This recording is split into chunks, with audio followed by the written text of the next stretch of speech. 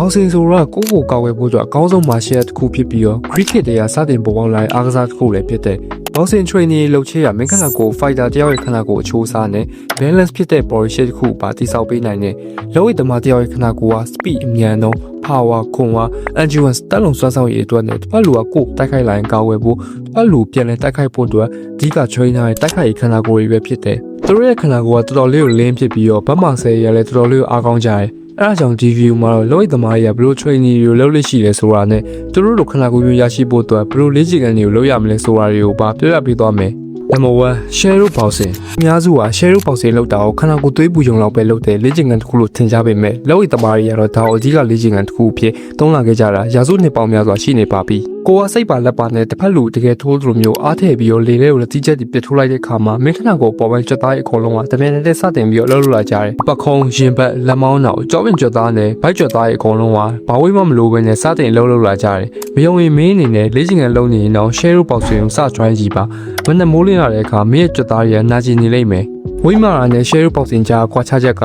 Shadow Boxing ကအဆက်မပြတ်လှုပ်ရှားနေဖို့လိုအပ်တာကြောင့်ကြွက်သားတွေပေါ်တက်ရောက်တဲ့တန်းရှင်းရာမင်းဝိတ်ကိုအသုံးပြုပြီးတော့လေးတစ်ခါမလာထက်ဆိုင်ပိုကြကြတက်ရောက်စေရဲ့အဲကြောင့်ချိန်ကြာလာတဲ့မြ Shadow Boxing လောက်တာမင်းမှန်ထဲမှာချီကောင်းုံတက်တက်တွေမဟုတ်ပဲနဲ့ဒီအားထံကိုကြံ့ခံနိုင်တဲ့တန်မာပြီးချစ်လက်ပြီးတွတ်တယ်ပြေးဝနေတဲ့ Wind Dance Master ကိုတိစောက်ပေးနိုင်တယ်Number 2 Rope Skipping လောကီသမားရဲ့ကျိုးခုံကြတာတွေးပူလို့တက်တက်တွေမဟုတ်ဘူးဝိမာရာမျိုးနဲ့မရနိုင်တဲ့ကြွက်သားတက်လုံး Muscle Endurance ကိုတိစောက်ဖို့အတွက်လည်းဖြစ်တဲ့ခြေတလုံးပတ်ခုံးနဲ့လက်ဖက်ကြွက်သားတွေကအမြန်ဆုံးမြင့်မြင့်နဲ့စက်တိုက်ညှစ်ပေးအလုပ်လုပ်ပေးနေရတဲ့အတွက်ကြောင့်မို့လို့မိပင်မှန်းလာတဲ့အခါတောင့်ခံနိုင်ဖို့ပုံမကောင်းမှုနဲ့ Special Muscle Fiber တွေကစတင်ပြီးဖွံ့ဖြိုးလာတယ်မိုဟာမက်အလီဆိုရင်နေ့တိုင်းအချိန်ကြာကြီးကျိုးခုံလေးရှိပြီးတော့ကျိုးဝိုင်းနဲ့သူ့ရဲ့လျင်မြန်တဲ့ခြေလမ်းတွေကဒါကြောင့်ပဲဖြစ်တယ်ပြေးရဒါမှမဟုတ်စဝင်းစည်းရိုင်နဲ့မတူပဲထူးခြားသွားတဲ့အချက်ကတော့ခန္ဓာကိုယ်ပေါ်ပိုင်းကြွက်သားတွေကပါလိုက်ပြီးတော့လှုပ်လို့ရလို့ဖြစ်တယ်လက်မောင်းနဲ့လက်ကောက်ဝတ်တွေကတစ်ချိန်လုံးလှုပ်ရှားနေရတဲ့အကြောင်းမင်းရဲ့လက်ဖြန့်ကြွက်သားနဲ့ wrist တွေကိုပို့ပြီးတန်မာလာစေပြီးတော့လျင်မြန်ဖြစ်လိုက်တဲ့ခြေထောက်တွေကိုကတပြိုင်နက်တည်းရရှိစေနိုင်တယ်Number 3 Heavy Butt Walk ပေါင်30နဲ့150ကျရှိတဲ့တဲကိုတကယ်ထိအောင်ထိုးရတဲ့အတွက်ဒါတကယ်ကိုအားစိုက်ထုတ်ရတဲ့ resistance training မျိုးရရှိစေပါတယ်ပြီးတော့တဲ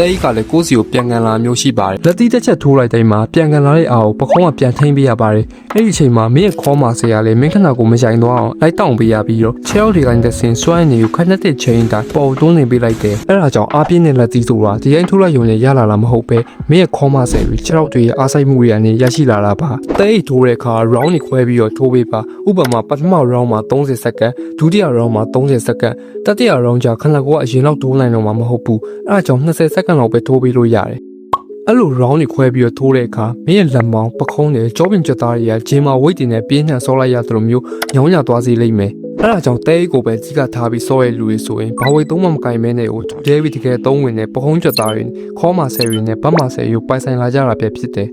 Number 4 Madison Boslandကုခေတ်ချိန်တွေမှာဒါရီမခက်စားခင်ဆက်စုနှစ်တွေကလေးကလောကီသမားရဲ့ဒီလို၄ချိန်ရှိတဲ့ဘောလုံးတွေကိုအသုံးပြုပြီးတော့လေ့ကျင့်ခဲ့ကြတာပါဆော့ရတဲ့ပုံစံလေးကတော့ရိုးလေးပဲဘောလုံးကိုခေါင်းပေါ်အထိမြှောက်ပြီးတော့ကျမ်းပြင်ပေါ်အားပြင်းနဲ့စောင့်ပြီးတော့ရိုက်ချရတာပါဒါပေမဲ့ရလက်ကတော့ရိုးလေးပဲမဟုတ်ဘူးကြောပင်ကြွက်သား let နိုင်ရိုးပစ်ကြွက်သား oblis ကြောပေါ်ပိုင်းနဲ့ hip flexor muscle ရဲ့တစ်ခုပြီးတစ်ခုကိုညှစ်ပြီးတော့အလုပ်လုပ်ပေးနေရတဲ့အတွက်ကြောင့်မို့လို့ခန္ဓာကိုယ်တစ်ခုလုံးကနေပေါက်ကွဲမှုပြင်းထန်တဲ့အား explosive power ထွက်လာစေဘောလုံးကိုရိုက်ချဖို့ပေါ်ကနေအောက်ကိုဝေးရမ်းလိုက်ရတဲ့အချိန်ဟာလက်သီးထိုးဖို့ခန္ဓာကိုယ်လှည့်လိုက်ရတဲ့ပုံစံနဲ့ crunches လုပ်တဲ့အခါပြုလုပ်ရတဲ့ position နဲ့တူတူပဲဖြစ်တယ်ဒါကြောင့်ဘိုက်ကြွက်သား core ကိုအသွေးမကြီးကြစ်လက်တန်မာလာစေပြီးတော့တစ်ဖက်လူရဲ့တိုက်ခိုက်မှုအသာလေးခံနိုင်စေဖို့ကြစ်လက်ပြီးတိတ်တီးရဲ့ခေါမဆယ်ကိုရရှိလာစေရဲ့ Number 5 Classic Diet ထိုးတာဘာခိုဝါနဲ့ dip ဆော့တာတွေကလက်ရအားကစားစပေါ်ကတည်းကကြက်ခိုင်မှုတမပန်ဖြစ်သုံးလာခဲ့ကြတာပါဒါပေမဲ့ပုံမှန်ချင်းသမားတွေဆော့ရနဲ့လက်ရသမားတွေကြားထဲမှာဘာကွာသားလဲဆိုရင်တော့ round ခွဲပြီးဆော့တဲ့စနစ်ကြောင့်မှာပဲသူတို့ကအချိန်တုံးသွင်းမှာသူတို့တတ်မှတ်ထားတဲ့အချိန်ကိုရအောင်အားကုန်ထိုးဆော့ကြတယ်ပြီးခဏလေးပဲနားတယ်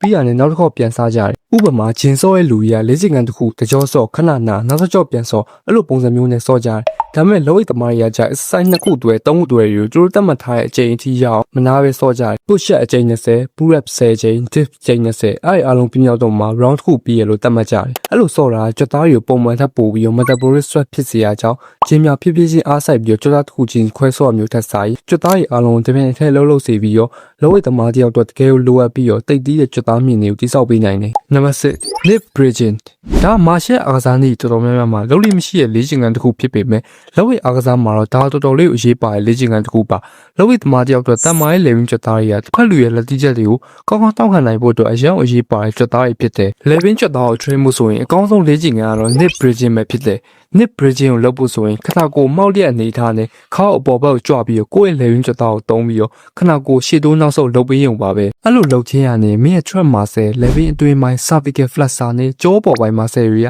တိတက်တာထူတဲလာလိမ့်မယ်ဒါပေမဲ့အဲ့လိုထူတဲလာတဲ့ level ကြတာတွေကတာမန်လူတယောက်အတွက်အမြင်ပိုင်းမှာအနေငယ်ထူးဆန်းနေစေပေမဲ့လက်ဝိတ်သမားတွေတက်ကတော့လုံးဝတမိုးမဖြတ်နိုင်တဲ့ muscle တွေပဲဖြစ်တယ်အခုအရှိမပြောပြခဲ့တဲ့လေ့ကျင့်ခန်းတွေအားလုံးပေါင်းလိုက်တဲ့အခါလက်ဝိတ်သမားတယောက်အတွက်ချင်းစောရဲ့လူတွေလိုမျိုး weight တွေတုံးပြီးလေ့ကျင့်နေစရာမလိုပဲနဲ့ fighter တယောက်အတွက်တကယ်ကိုလိုအပ်ပြီးကြစ်လက်တဲ့တိုက်တူး muscle fiber တွေနဲ့တိုက်ခိုက်ခန္ဓာကိုယ်တစ်ခုကိုကောင်းကောင်းကြီးကြီးစောက်လို့ရနိုင်တယ်